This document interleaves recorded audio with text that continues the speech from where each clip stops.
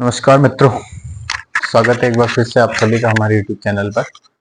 और आज हम राजस्थान के प्रमुख दानपत्र या ताम्र लेखों का जो नेक्स्ट सीरीज है, दूसरा जो लेक्चर है वो आज हम रिकॉर्ड करने जा रहे हैं। और हमने पिछले लेक्चर में आपको देखा था कि राजस्थान में जो है प्रमुख ताम्रपत्र कौन कौन से थे, ताम्रपत्र या दानपत्र क्या होते हैं, ठीक है, ये क्या है, इनके बारे में अपने जानकारी ली थी। इसके अलावा हमने ये भी देखा था कि इनको इतिहास के स्रोत के रूप में हम किस तरीके से यूज करते हैं, ठीक है। तो दान पत्रों को या ताम्र पत्रों को इतिहास के स्रोत के रूप में उपयोग करना और इनके बारे में परिचयात्मक जो लेक्चर था वो हमने पिछली बार देखा था। वो मेवाड़ के जो सब इंपॉर्टेंट जो दान पत्र या ताम्र पत्र थे वो सारे हमने देख लिए थे, ठीक है। आज हम चर्चा करेंगे जो कुछ दान पत्र बच गए थे, रेस्ट सब पे आज हम एक बार प्रिसाइसली चर्चा कर लेंगे। ये इनका मैं पहले आपको बता चुका था कि दानपत्र एग्जाम के पॉइंट ऑफ व्यू से इतने महत्वपूर्ण नहीं हुए हैं, क्योंकि अब तक शायद 2 या 3 दानपत्रों के बारे में एग्जाम में ज्यादातर प्रश्न पूछा जाता है। एक तो पुर का है, एक आज चिकली का है, इसके बारे में भी पूछा गया है, ठीक है। और 1-2 दानपत्र और है जो इंपॉर्टेंट है, जो वहां पे मैं स्टार मार्क लगा देता हूँ आपके वैसे। तो ये ज्यादा इंपॉर्टेंट नहीं है एग्जाम के पर्सपेक्टिव से, लेकिन फिर भी एक जब अपन स्रोत पढ़ रहे हैं तो थोड़ा बहुत अब दान पत्रों के बारे में भी हमें जान लेना बनता है, ठीक है। तो राजस्थान के प्रमुख ताम्र लेख या दान पत्रों में आज अपन पढ़ेंगे जो मेवाड़ में अपन ने कल लगभग सारे कवर कर लिए थे। और आज हम जो है 2 प्रमुख दान पत्र देखेंगे मेवाड़ में। एक तो कदमाल का ताम्र पत्र है और एक मनु अराखेड़ा का ताम्र पत्र है।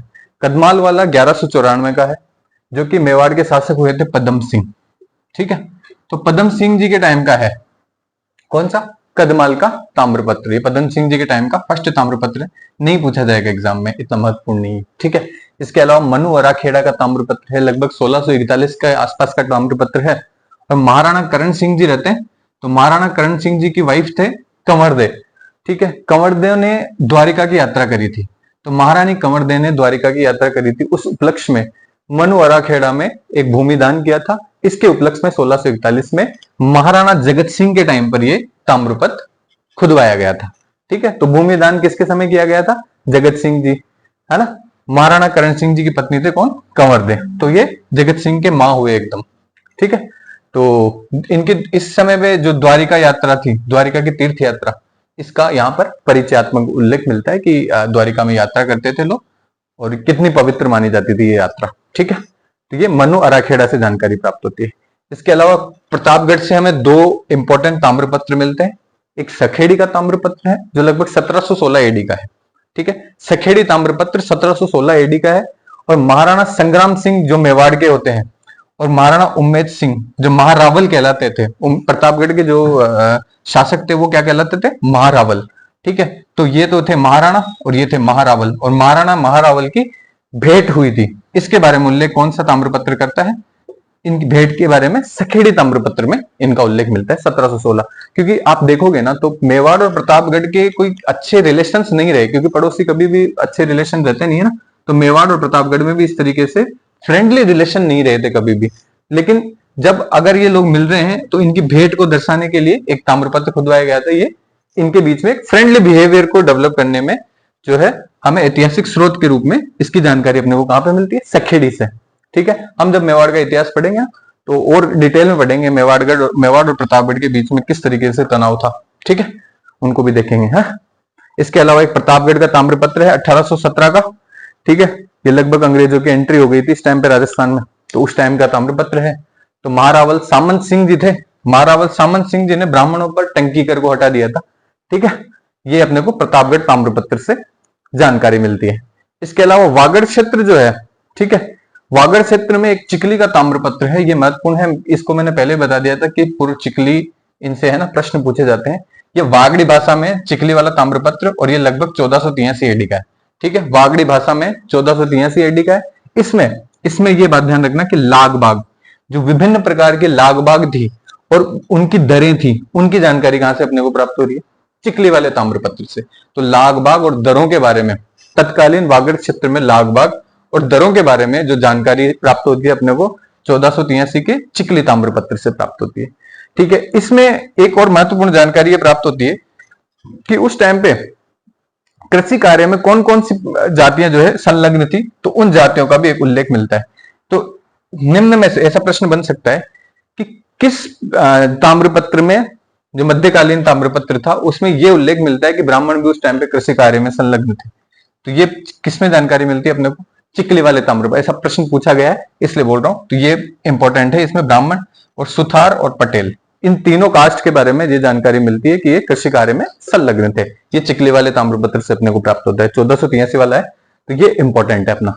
ठीक है, इसके अलावा सिरोही से एक आबू के परमाणु का एक ताम्रपत्र मिला है, जो धारा वर्ष का ताम्रपत्र है, 1180 का है, और परमार थे आबू के।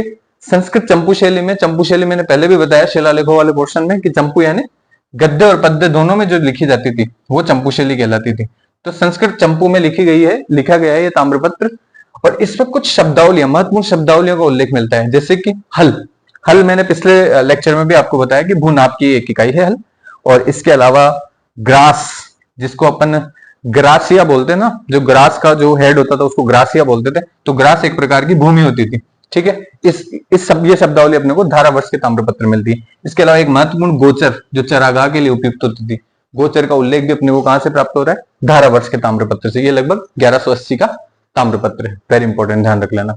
इसके अलावा एक रोपी वाला ताम्रपत्र है 1002 का। ठीक है, रोपी वाले ताम्रपत्र में भी अपने को परमार शासक देवपाल, जिसको महिपाल भी बोलते थे, उसके भूदान का उल्लेख अपने को प्राप्त होता है। कहां से मिलता है? रोपी वाले ताम्रपत्र से 1002 एडी में। ठीक है, इसके लेखक थे सूर्य रवि, कोई महत्वपूर्ण ज्यादा नहीं है, लेकिन आप ध्यान रख लेना जालोर से भी एक अपने को ताम्रपत्र मिला है, रोपी वाला ताम्रपत्र। और जो अंतिम ताम्रपत्र अपने को मिला है, अच्छा, अपन ने जितने भी ताम्रपत्र देखे वो राजस्थान की बॉर्डर के अंदर मिल रहे हैं। ठीक है, लेकिन एक ताम्रपत्र है जो कन्नौज के आसपास मिला है, और इसको अपन बोलते हैं ब्रोंच गुजर ताम्रपत्र। भारतीय इतिहास में तो इसका बहुत महत्वपूर्ण योगदान है, इसका बहुत महत्वपूर्ण स्रोत के रूप में माना जाता है। 978 के आसपास का है ना। और राजस्थान में इसका महत्वपूर्ण इसलिए है क्योंकि इस ब्रोंच गुजर ताम्रपत्र के आधार पर ही अलेक्जेंडर कनिंगम ने राजपूतों की जो उत्पत्ति है वो कुषाणों से प्राप्त की है। ठीक है, तो राजपूतों की कुषाण उत्पत्ति या यूची जाति से उत्पत्ति किस ताम्रपत्र से अपने को इसका आधार मिलता है?